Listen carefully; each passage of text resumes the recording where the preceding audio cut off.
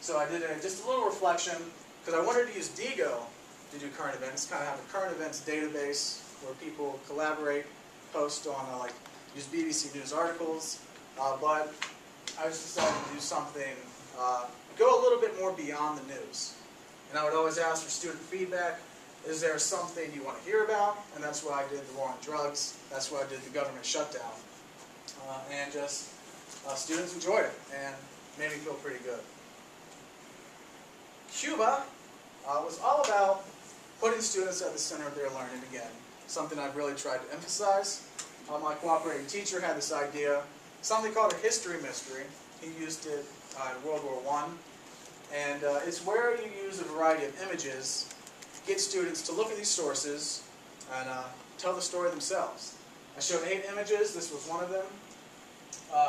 So it's using inquiry and primary sources. I'll show my lesson plan for that. And you get 8 sources. You have a template.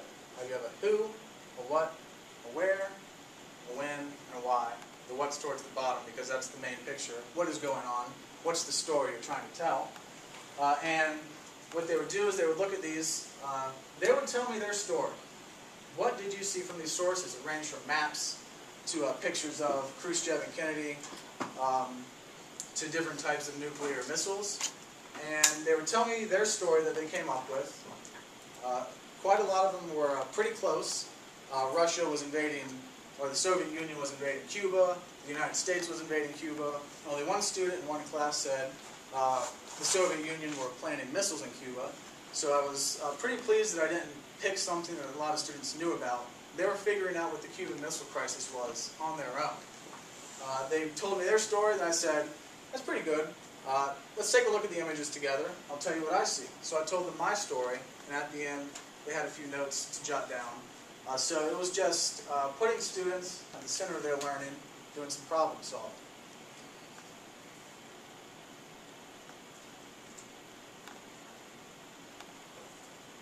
And we come to our last stop. The United States, good old US of A. My last lesson that I officially taught to my student teaching class before I transitioned out the last week.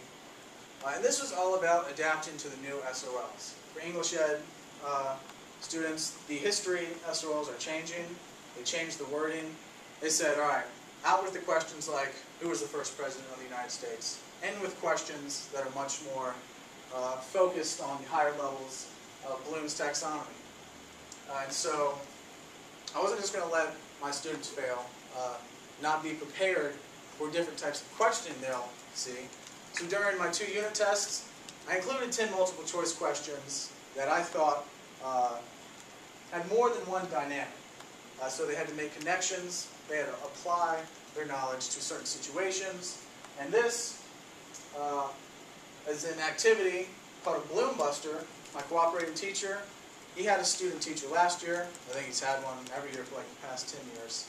And he said he had this cool idea called a Bloom Buster, and it was just having an activity or a question for every level. And mine focused on prior knowledge and creativity, and it was on the women's rights movement, which was occurring kind of simultaneously with the civil rights movement at the time.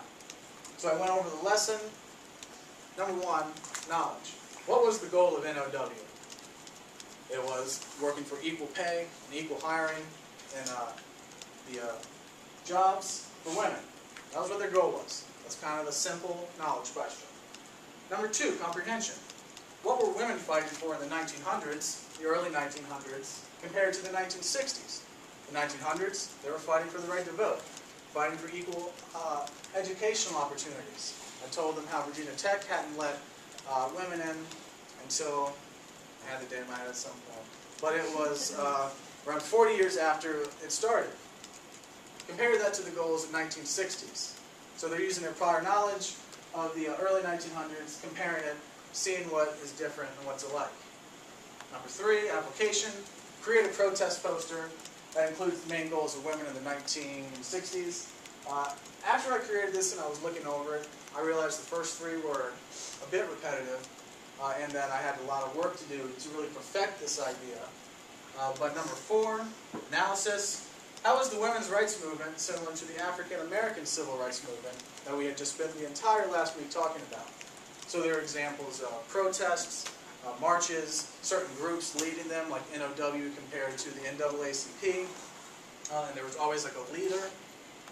So that's them comparing the two different movements.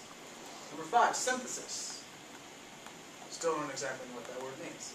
Write a 3-sentence letter to Susan B. Anthony explaining how women have changed since her death, which was 1906. Include at least 3 details. There have been a lot of advancements. They got the right to vote. They began to work in the factories. And then I was hoping that those are the 2 main ones I was looking for. And I was hoping that they could just come up with something along the way. Title IX, ERA, which wasn't passed, but it's looking pretty good. And number 6, finally, evaluation. Rank the 3 most important women in the history of the United States of any time. Include why they're important, and emphasize that this is your opinion. And so a few student examples. Let's see. They were able to compare and contrast the 1900s to the 1960s. We want equal hiring and pay. Synthesis. Women, the student, said they finally got equal pay and hiring, which even after this I asked, are people still equal? And we came up with a lot of reasons that they weren't. And then evaluation, he did Rosa Parks, Susan B. Anthony, and Loretta King, because this kid read a book about Martin Luther King Jr. and was able to recite about 100 facts about Martin Luther King Jr. that I did not know. And so he was just really fascinated by this. And I was like, it's your opinion. She was important, so cool. And so I'm going to take you just lastly to my student growth page. It works again. So. Become a teacher page. Let's see if this works. This. So me in 7th grade, from student to teacher. But is the journey complete? I don't think the journey is ever going to be complete. Teaching is a lifelong process where every year you're going to learn something new. You could have the best year of your entire life where somehow every lesson goes perfectly. The next year something's going to be different. You're always learning, and so I can't wait to see where my next stop on my trip of a lifetime goes, and thank you for your attention.